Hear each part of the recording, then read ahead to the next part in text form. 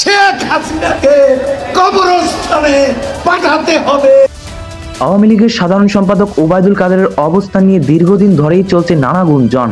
অবশেষে জানা গেছে তিনি 8 নভেম্বর কলকাতায় পৌঁছেছেন।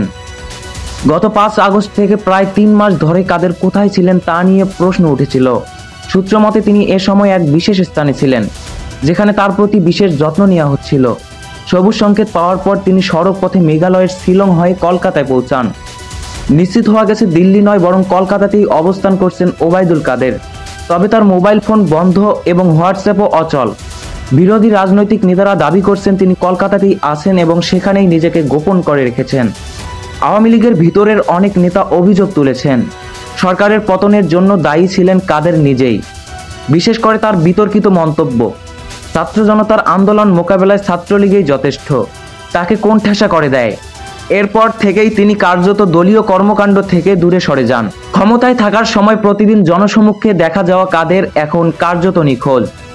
সহকর্মীদের সঙ্গে সম্পর্ক খারাপ হয়ে যায়, ফোন ধরতেন না। নেতাকর্মীদের সঙ্গে আচরণও অসন্তোষ ছিল। তার জনপ্রিয় স্লোগান খেলা হবে এখন উল্টো তার পিছনেই ধাওয়া করছে। সামাজিক যোগাযোগ মাধ্যমে কাদেরকে নিয়ে নেতিবাচক ট্রল ছড়িয়ে পড়ে। দামি ঘড়ি, কোট, টাই আর অদ্ভুত মন্তব্যের কারণে তিনি বারবার আলোচনায় আসেন। তবে তার সবচেয়ে আলোচিত উক্তি পালাবো না, পালাবো কোথায় এখন তার নিজের জন্যই ব্যঙ্গাত্মক হয়ে দাঁড়িয়েছে, কারণ আজ তিনি নিজেই দেশ থেকে পালিয়ে আছেন। প্রিয় দর্শক, এই ছিল আজকের সংবাদ প্রতিবেদন।